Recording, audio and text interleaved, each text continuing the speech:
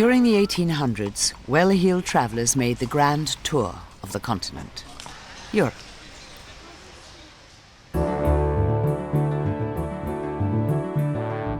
Your grand tour begins in Switzerland, where one train makes an unforgettable run through the Alps between Zermatt and St. Moritz. It's the famous Glacier Express. Since 1930, it has carried millions of passengers into the Alps to see some of Europe's enormous ice sheets.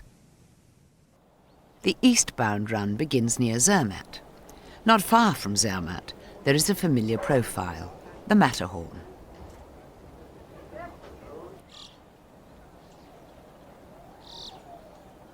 Zermatt is a year-round resort with a charming distinction. No cars are permitted to enter the town centre. You can explore the town only on foot, in an electric cart, or by horse-drawn carriage.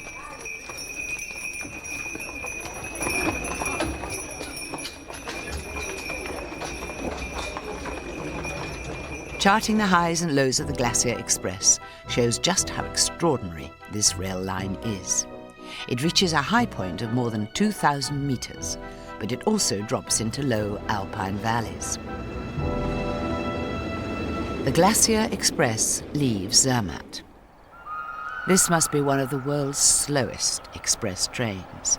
It takes nearly 8 hours to cover 250 kilometers, but you wouldn't want it to travel any faster because the views are dazzling.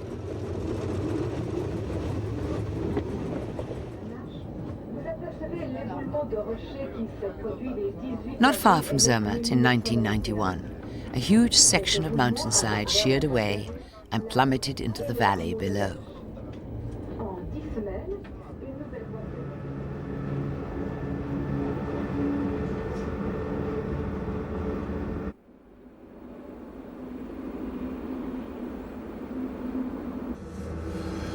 The Glacier Express crosses 291 bridges, an average of a bridge every 800 meters.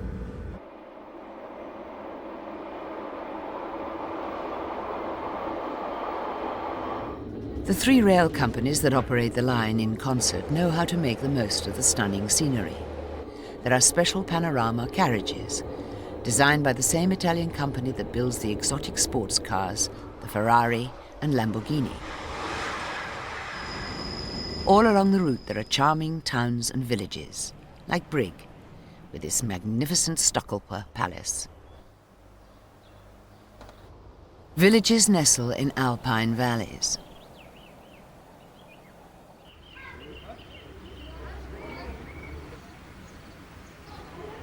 There are hand-painted houses and hotels. In one village, a house is decorated with the world's oldest painting of the legend of William Tell, who famously shot an apple from atop his son's head.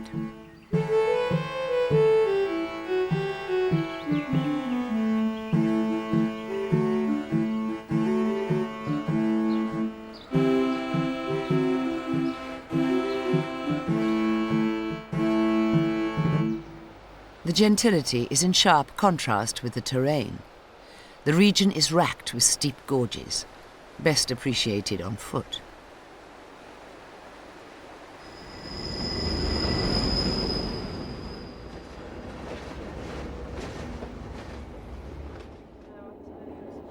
The journey continues. Now the rail line winds through the Rhone River Valley, following the river almost to its source.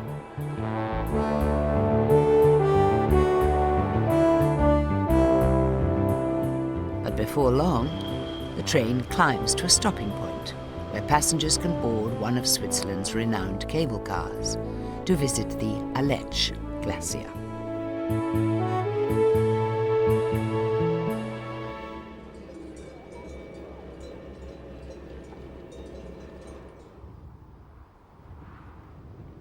The Aletsch Glacier is the longest ice sheet in Europe, 23 kilometers, and estimated to be as much as 800 meters thick.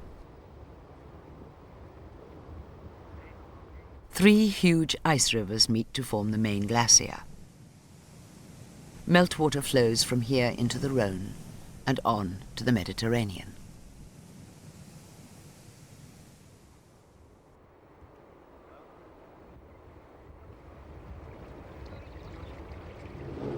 As the train continues to climb, it uses a rack system. Between the rails lies a double row of teeth, which interlock with toothed wheels underneath the train. Most trains stay on the track using only the friction between the wheels and the rail. But on the steepest parts of this route, it's only this constant meshing of cogs that keeps the train securely engaged with the track. The train faces ridge after ridge, obstacles that must be traversed. The solution is, of course, tunnels, lots of them. In some tunnels, the track makes a spiral in order to gain height inside a mountain. Here, the train emerges about 60 meters higher than it was when it entered the tunnel. It took extraordinary courage and ingenuity to build such a railroad, but the Swiss persevered even as rock crumbled or caved in. There are 91 tunnels on this route. It's hard to imagine the labor involved in creating a rail line in such challenging terrain when today you can ride through it in comfort.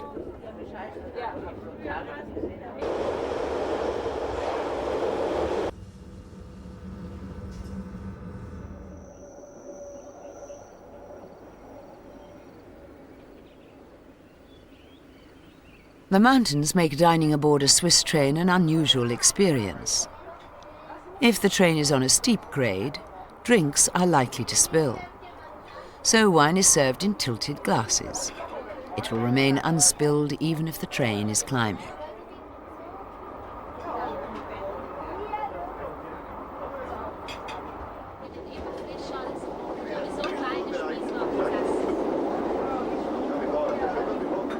As the meal comes to an end, a waiter demonstrates his skill at pouring a small schnapps, a local liqueur.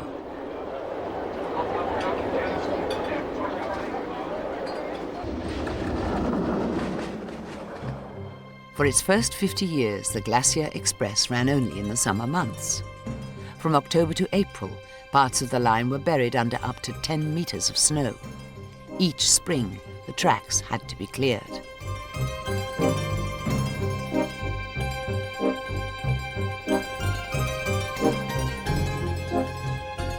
Winter's avalanches often wiped out bridges. At one ravine, a clever contraption was put into use, a folding center span, which could be winched into position or down, out of harm's way, depending on the season. These days, special avalanche galleries protect the track during winter. The Glacier Express now runs year-round, carrying skiers to alpine resorts.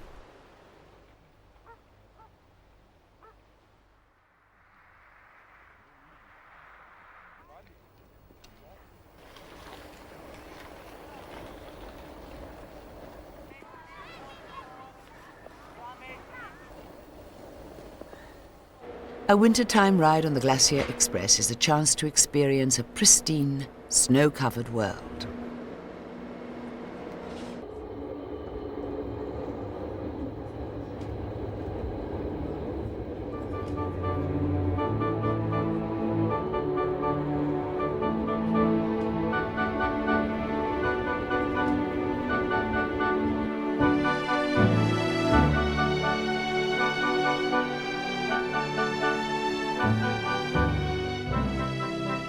The train climbs steadily higher, toward Oberalp.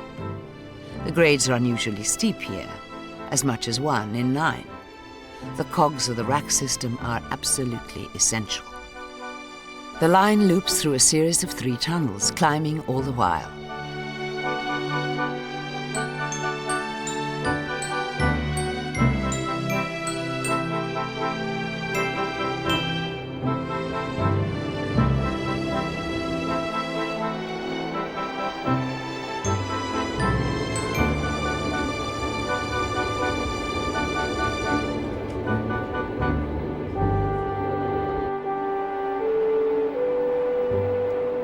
A ski lift carries skiers over the entrance to the second tunnel.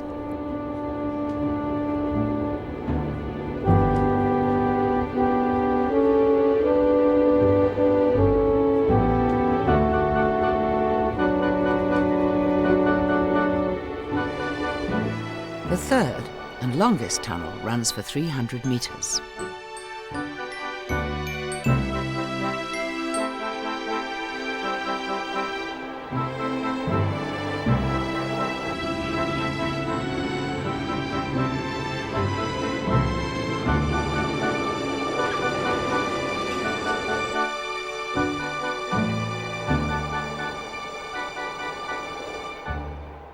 Tunnels seem to accomplish the impossible.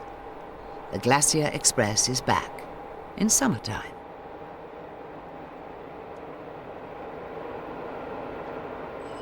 Near the town of Oberalp, the line reaches its highest point, an altitude of 2,033 meters. From Oberalp, there's only one way to go, down. The rack system enables the train to make steep descents as well as steep climbs.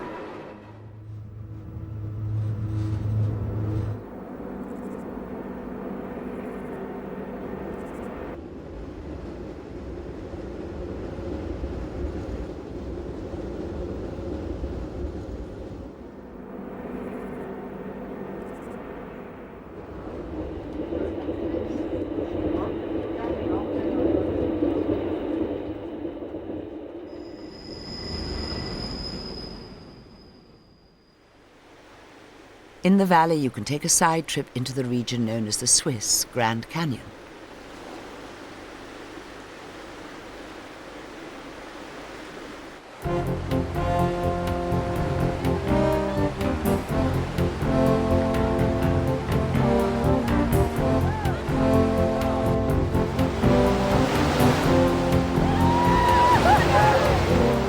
This river is the Vorderrhein, which carved the gorge. As engineers struggled to build railway lines through the Alps, rivers often showed the way.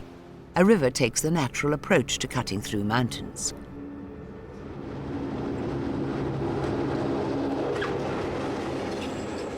Back to a drier form of transport.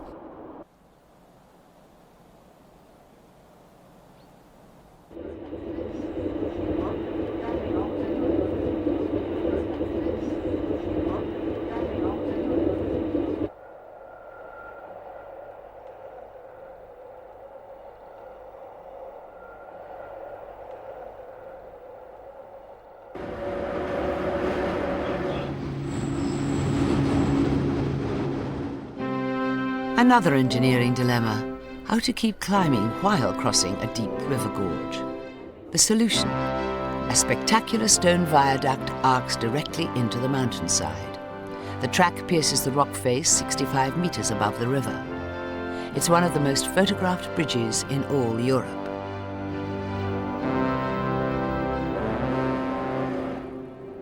If you like to travel back in time, you may want to make a side trip, stopping at Filisur, where some unusual old train engines are still in operation.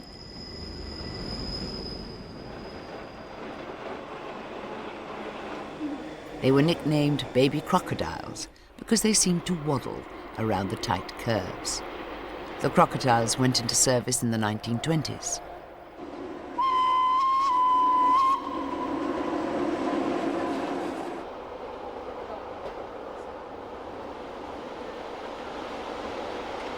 This dining car dates from 1929.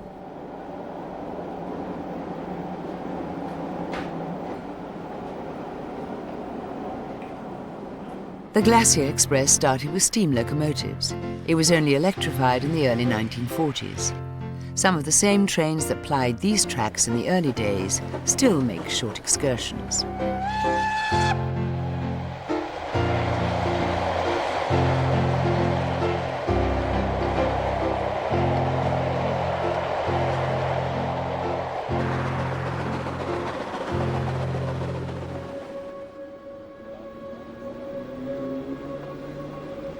Nowadays, the Glacier Express uses state-of-the-art locomotives, with acceleration and braking controls located in the arms of the driver's space-age chair. The latest computer software keeps the train running efficiently. Top speed, 100 kilometers per hour. And yet it feels as if you're in the quaint, storybook world of Heidi. And you are. The Swiss film of the children's book was filmed not far from here.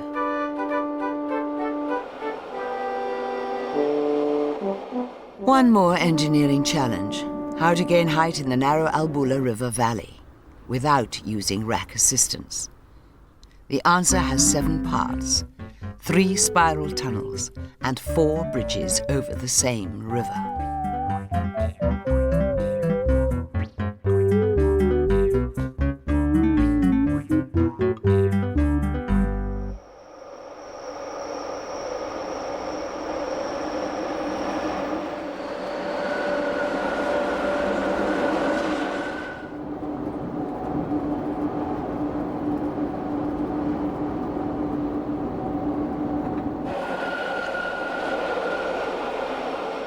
By journey's end, the train has once again climbed high into the Alps.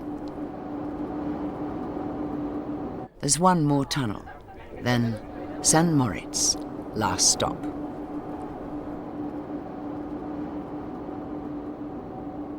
In the days of the Grand Tour, this was a watering hole for the rich and famous. Some came for months at a time to take the mountain air and to experience the tranquility.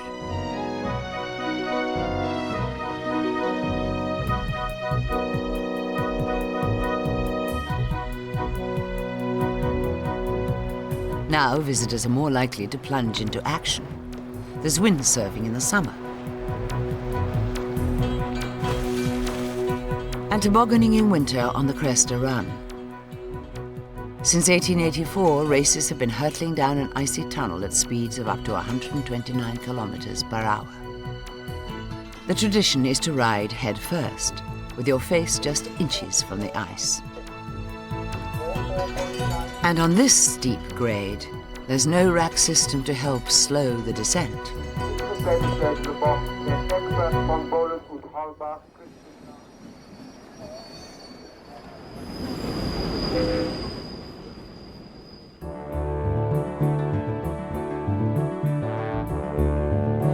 The Grand Tour continues in Spain, where the Catalonia Express travels from Valencia to the historic towns of Teruel and Tarragona, and on to Barcelona, in the heart of the Catalan region. Valencia, where the journey begins, is one of the largest cities in Spain. But in this sun-drenched world, the mood is generally relaxed. There is a gentle quality to life.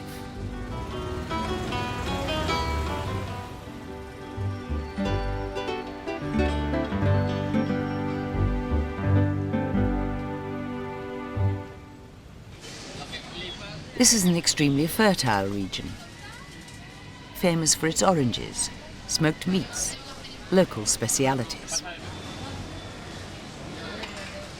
Markets are filled with fresh fish and seafood. The Mediterranean isn't far away. Life here may be easygoing, but the architecture is anything but nonchalant.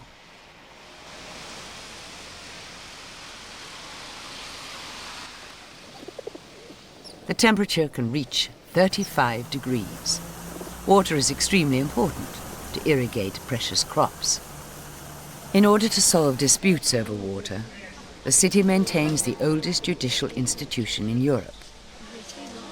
The Water Tribunal meets every Thursday at the stroke of noon in the doorway of the cathedral, as it has for over 1,000 years.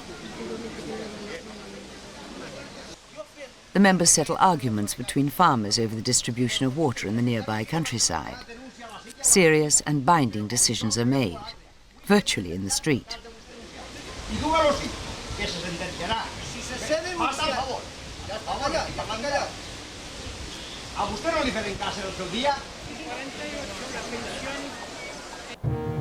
High on a hilltop not far from Valencia are the remains of Castle Xàtiva.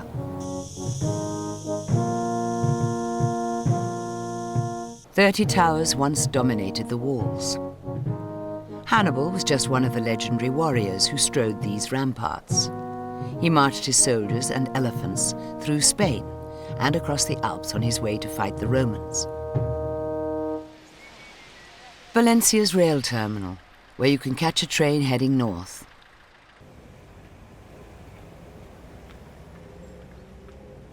Spanish trains tend to be extremely punctual.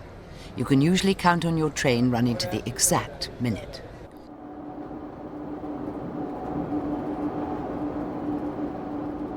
This is second class. We're off on a 3-hour journey to Teruel.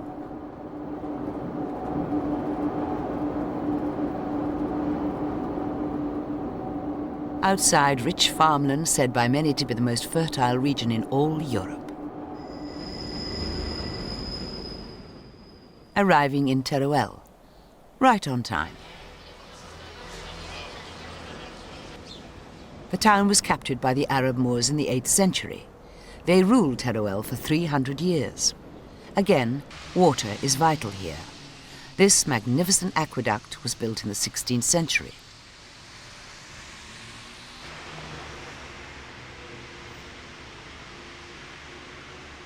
This 12th century cathedral tower is the result of Moorish craftsmen embellishing former Christian buildings with Islamic styles.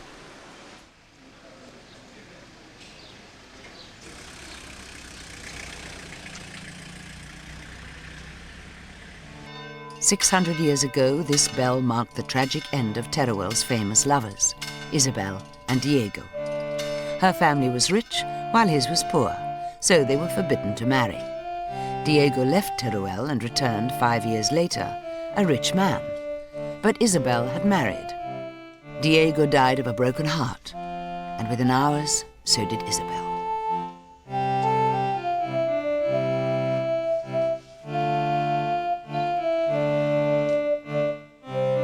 They lie together now, united in death. Teruel has known long periods of peace and prosperity. Muslims and Christians lived in harmony here for 300 years, until the zealots of the Spanish Inquisition closed the mosques and drove the Muslims out.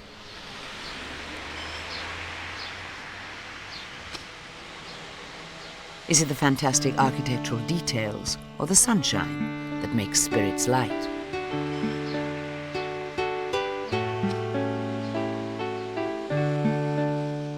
A salute to an ancient custom.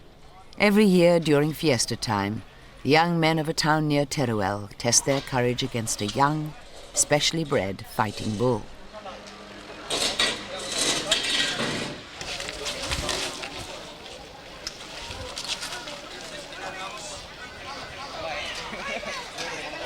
Happily, the bull is unharmed.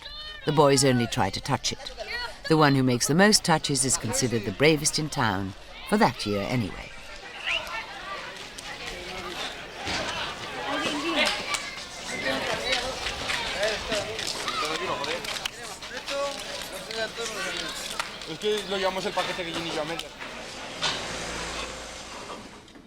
Leaving Teruel, en route to Tarragona, 2 hours away.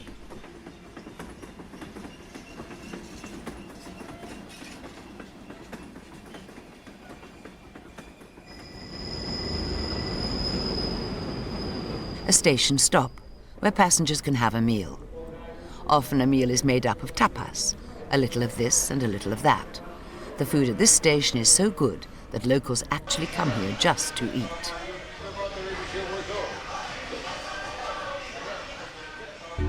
Of course, food is also available on board the trains. Many intercity trains have gleaming modern snack bars, and hot meals are available on some routes.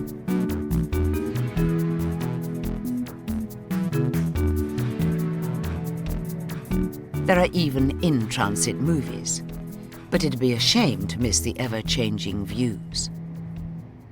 2 hours after leaving Teruel, the train arrives in Tarragona, on the shores of the Mediterranean. This is Catalonia, a region that traces its history back more than 2,000 years. The city was a favorite of Roman emperors. This amphitheater was once the talk of Europe. It can hold 24,000 spectators. From Tarragona, the Romans launched their conquest of the Iberian Peninsula. You can relax in the courtyard of Tarragona's cathedral and museum, and wander through a treasure trove of Roman and ecclesiastical art and sculpture.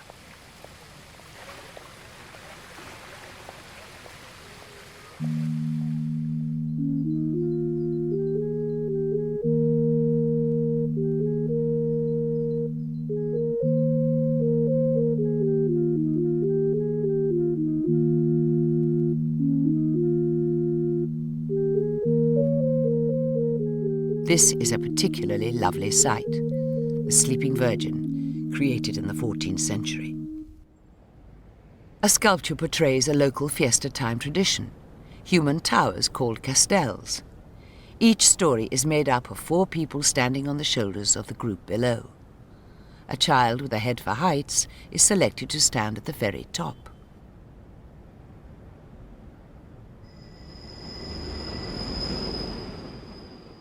The final leg of this journey is especially popular. It's a short trip through the countryside.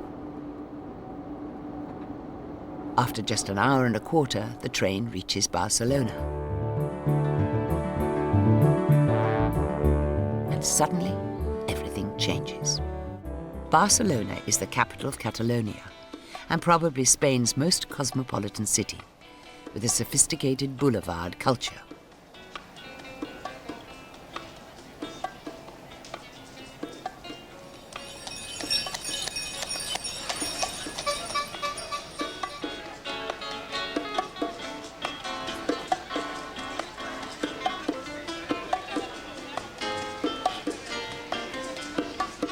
This church is the unfinished masterpiece of the architect Antonio Gaudí, a native Catalan.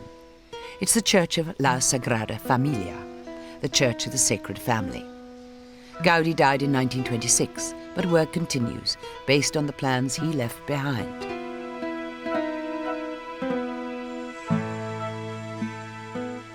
The architect used every opportunity to replace straight lines and flat surfaces with undulating curves. His Casa Mila building lacks a single straight line. The sculpted air ducts and chimneys seem so ominous that they were nicknamed the Witch Scarers.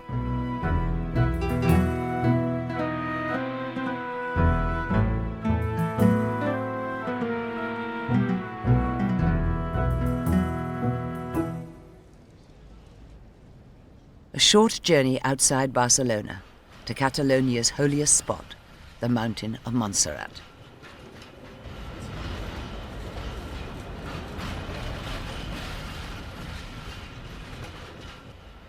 Hermits used to live in caves among the rocks.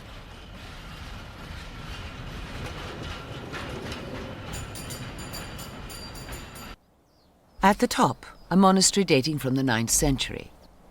During the War of Independence in 1811, the French killed all the monks. But today, 300 Benedictine monks live here. The icon of the Black Virgin was supposedly hidden by St. Peter to avoid its capture by the Muslim Moors. After being lost for almost a century, it reappeared. The sacred mountaintop is a tranquil ending to a visit to Barcelona. Before you get back on a train, you might want to head for Catalonia's famous beaches.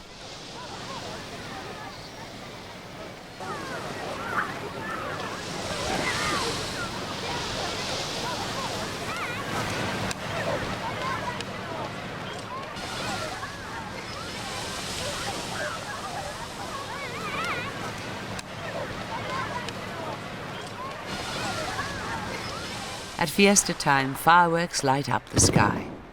The perfect ending to a trip through Spain, a land of heat, light, and vivid color.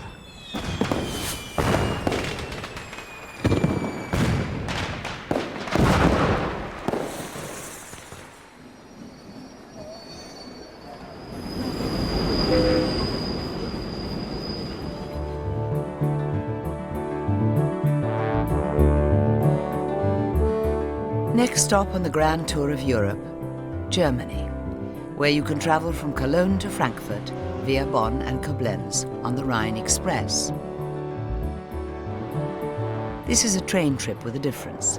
One ticket allows you to go back and forth between the train and the tour boats that travel down the Rhine River, renowned for the castles along its banks.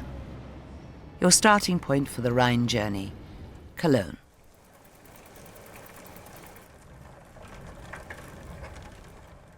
This is an ancient city. Its name reflects its past. Cologne was a Roman colony. Founded in 33 BC, the city has known periods of great prosperity. notably in the 18th century, when a recipe for the distilling of flower blossoms in alcohol was imported from Italy. The fragrant result became famous the world over as eau de Cologne.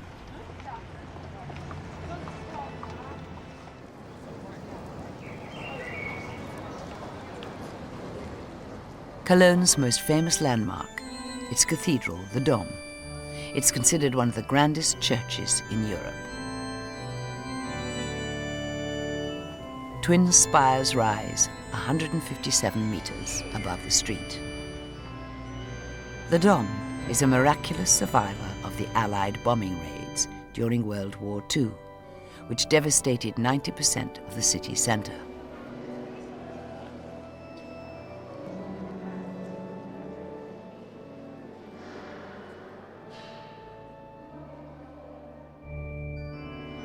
There are many such survivors. A magnificent collection of churches is still standing in Cologne.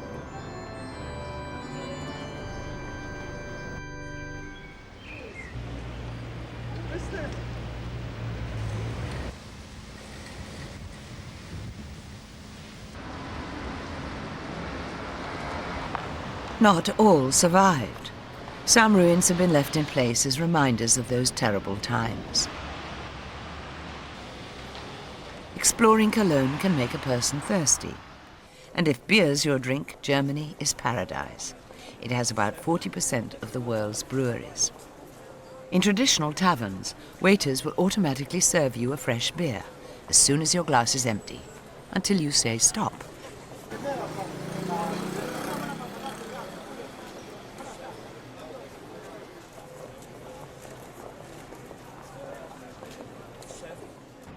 Leaving Cologne. Between Cologne and Bonn in Brühl is the Schloss Augustusburg. To visitors in the 18th and 19th centuries, its architecture and grounds would have made it seem like a fantastic amusement park.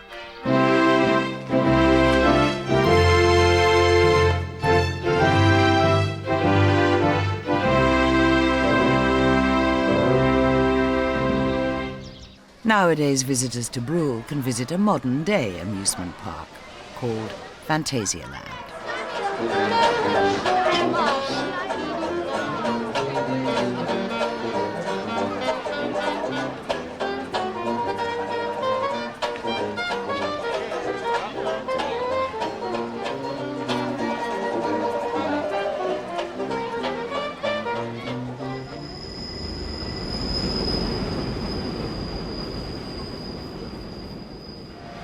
It's just a short trip to Bonn. The entire Rhine Express takes only 2 hours non-stop. Bonn was the seat of Germany's government until reunification. Berlin is now the federal capital. This is another European city that has banned cars from its old town center. Bonn is the birthplace of a man many considered the greatest composer in history, Ludwig van Beethoven. Beethoven House still stands, another survivor of wartime bombing. It's a site of pilgrimage for many a music lover. What would this musical genius make of the local street performers?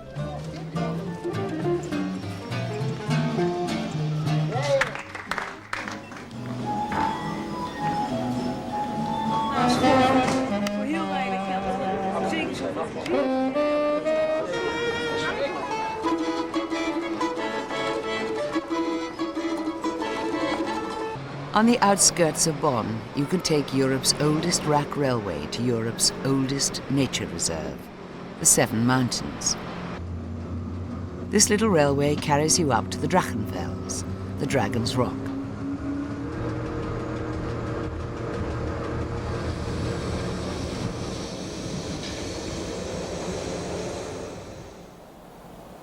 These mountains are steeped in legend. They're said to be the setting of Grimm's fairy tale, Snow White and the Seven Dwarfs.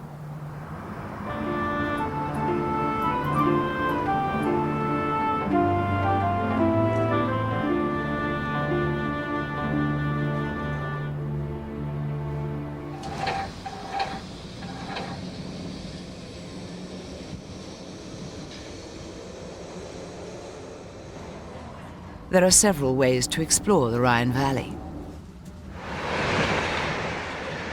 From Bonn you can get back on the regular train.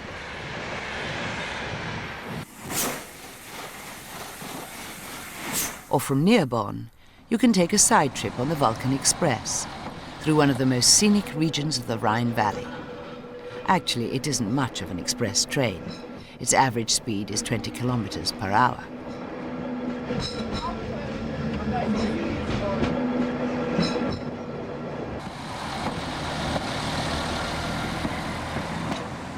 You can stop to sample German wines.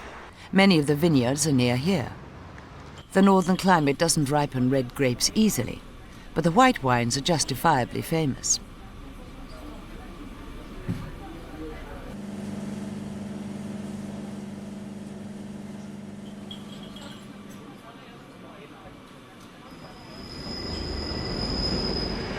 The Rhine journey continues to Koblenz, located at the meeting point of the Rhine and Moselle rivers.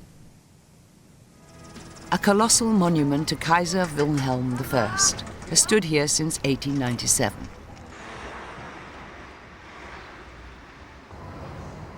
This is a good place to wander along the Rhine, to begin to get even closer to it than the rail line can.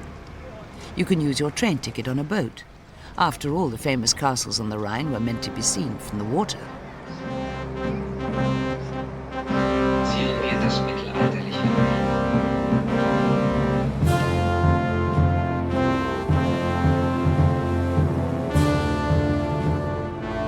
Nowhere else are castles clustered together as they are here. The wealthy, noblemen, archbishops, and royalty took advantage of the natural beauty and built their homes along the river.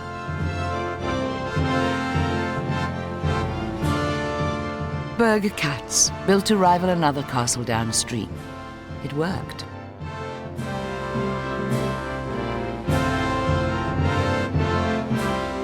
The other castle was soon nicknamed Berg Maus. A bit further down the river, Lorelei Rock. According to local legend, a beautiful blonde nymph used to sit on top of the cliff and sing a siren song, causing love-struck sailors to crash their ships on the rocks below.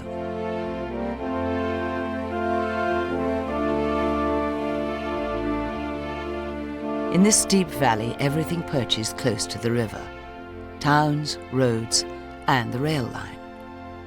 From Koblenz, the Rhine Express heads for Frankfurt.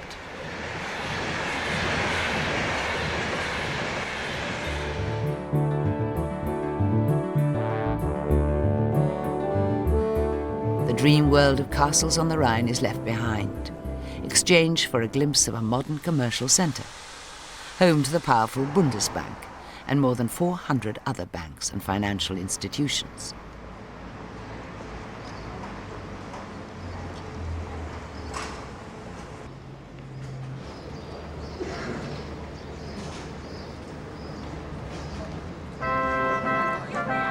But then again, many of the city's oldest buildings have been beautifully preserved, or in some cases restored, following wartime damage.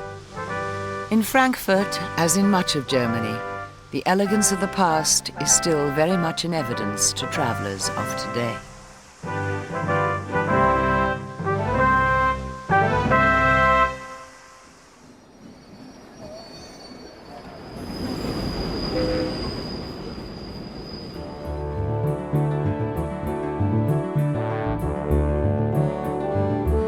For your final rail journey across Europe, board the most famous and infamous train in the world. It passes through 4 countries. If you board in Paris, it whisks you overnight to Venice. It can be only one train, the Orient Express, officially known as the Venice Simplon Orient Express. This is the train that sets the standard for all other luxury journeys. A staff of 43 serves a maximum of 188 passengers. The Orient Express first ran in 1883, soon after the invention of the first rolling restaurants, dining cars. And what dining the train offers these days?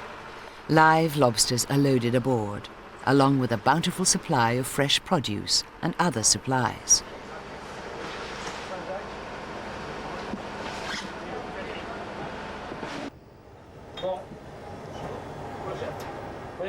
Many couples make the journey to celebrate a special anniversary.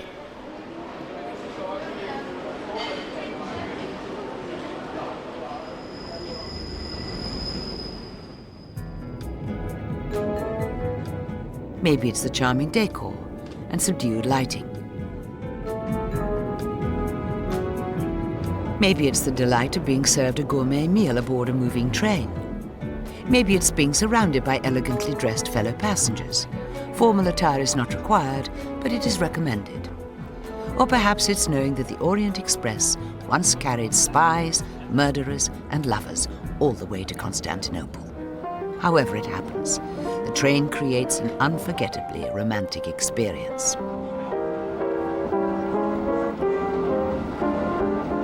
The bar stays open until the last passengers have gone to bed. The sleeping cars are everything you'd expect.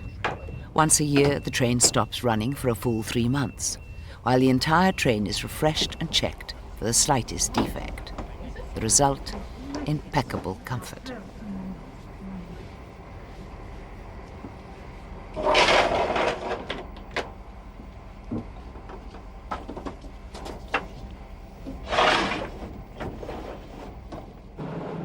Next morning, gorgeous alpine vistas as the train passes through Austria and then Switzerland. Another lovely meal, breakfast, served in your compartment.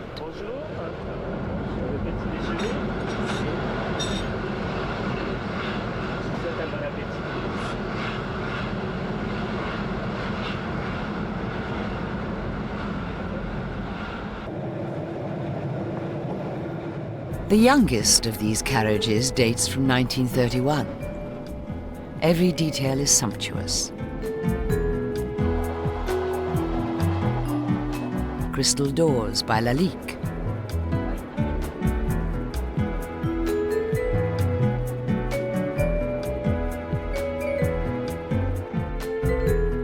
A grand piano which passengers are welcome to play. And even in the bathrooms, fresh flowers.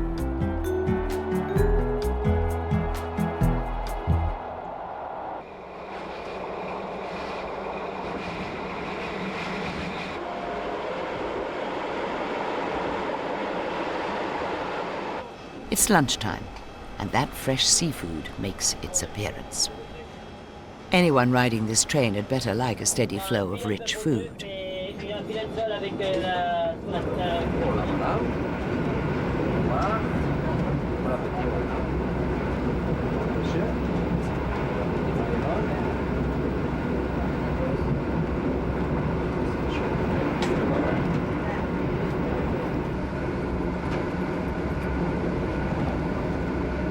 Late in the afternoon, the train crosses a causeway, and you're there. Venice.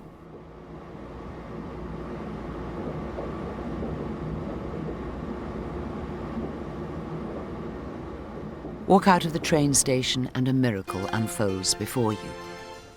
A city rises up out of the water. A city built on 120 magical islands.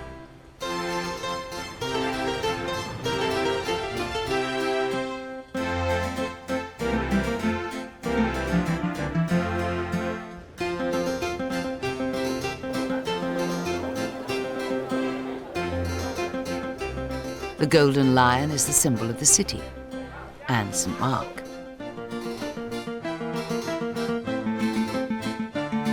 The apostles' remains were interred in Venice's St. Mark's Cathedral.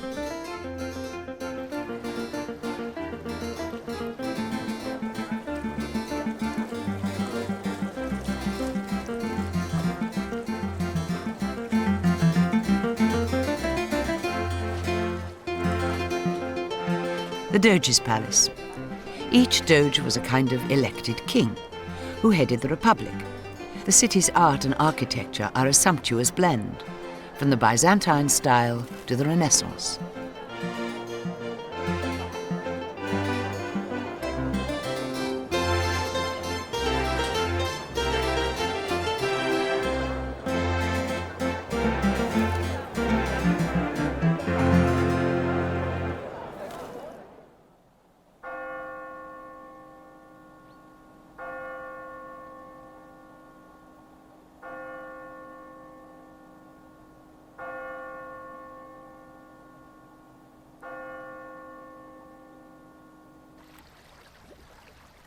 There are 177 canals, many of them so narrow 2 gondolas can barely pass. Riding through these watery alleyways, you can experience the intimate nature of this ancient city.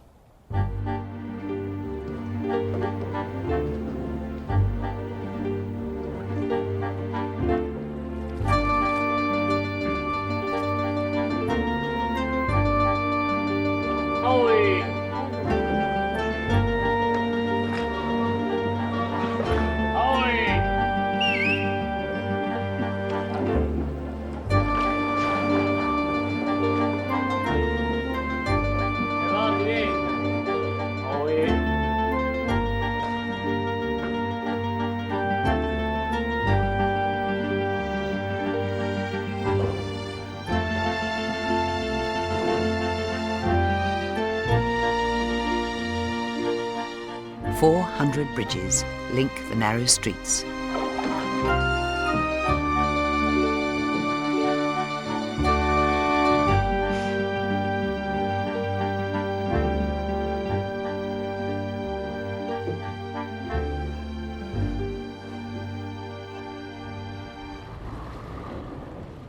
In this city, virtually everything happens by or on the water.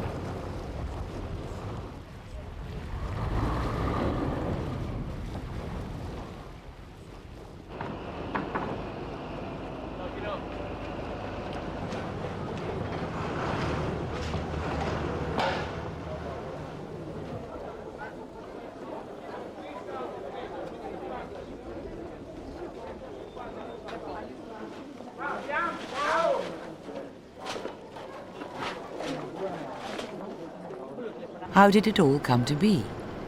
Who built this marvel? And how was it done? Commerce built the city. A rich and powerful merchant aristocracy traded with both East and West. Their forebears had fled to a region known only for its swamps, in order to escape the barbarians that rampaged across what is now Italy. The merchants were often educated elsewhere, but came home to Venice.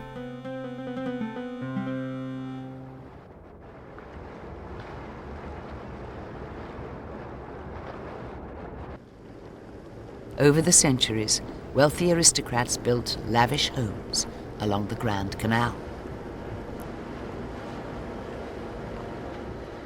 How can buildings survive on what were once swampy islands? In many places, sturdy piles were created using prime timber.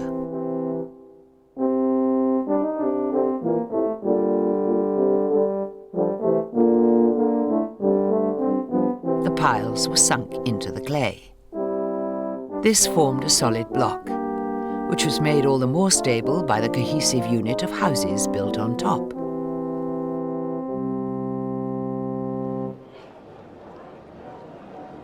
St. Mark's Square. At one end is St. Mark's Cathedral. 4 bronze horses guard the entrance. The church is a Byzantine masterpiece, decorated with elaborate mosaics.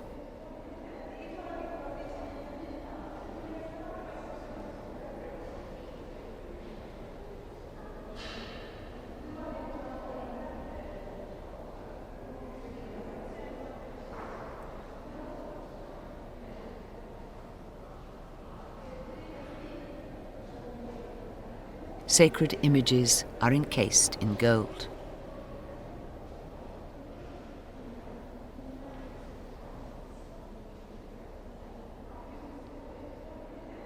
Venice is a fantasy made real. Nowhere else on earth has a city of such refinement been created amid flowing water.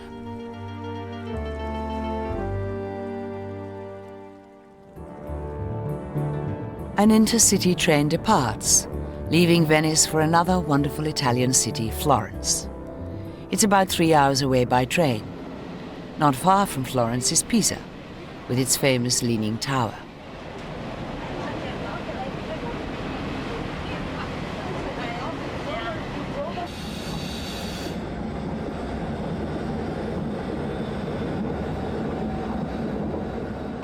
The route traverses the rich Po River Valley.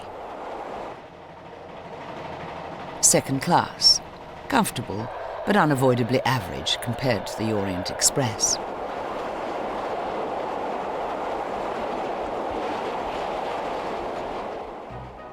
But Florence does not disappoint. For travellers making the grand tour, this city was the high point where they could book a room with a view. The less affluent came to see the art, the wealthy came to buy it. Many of the city's riches were carried home to the great houses of Europe and America. For nearly 300 years during the Renaissance, one powerful family, the Medicis, ruled the city. Their offices are now a museum of art. Although the Medicis had many enemies, they are immortalized in sculpture and stand today among the works of the great artists they supported.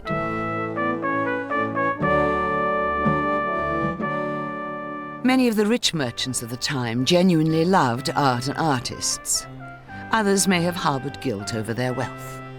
Whatever, Florence and the world benefited greatly as wealthy patrons supported the arts, especially church art and church architecture.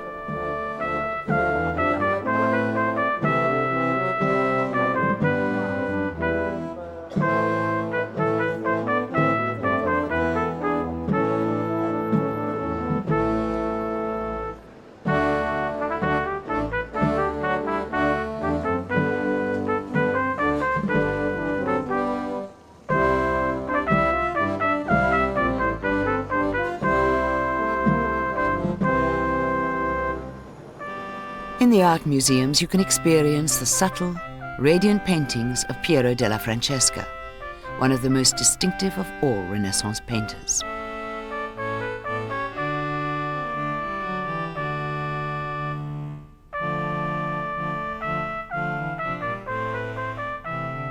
The colors are delicate, yet the impressions created are intense.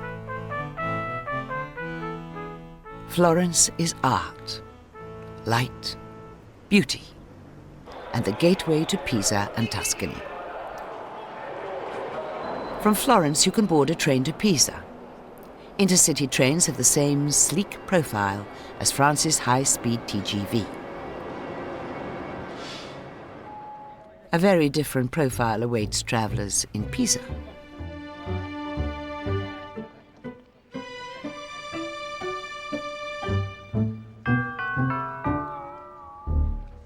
The famous church bell tower, now known as the Leaning Tower, has, for several years, been in serious danger of collapsing completely. Recently, painstaking and highly experimental work has nudged it ever so slightly back toward the vertical. But no one knows how long it will be possible to keep this fragile and idiosyncratic structure in place.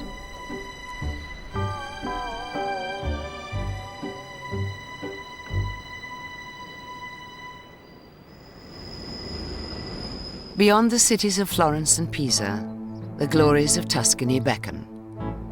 There are small hill towns to explore, lush countryside to wander through, and of course, wines to taste. Every journey comes to an end, and there is no better way to draw your grand tour of Europe to a close than by seeing and tasting Tuscany.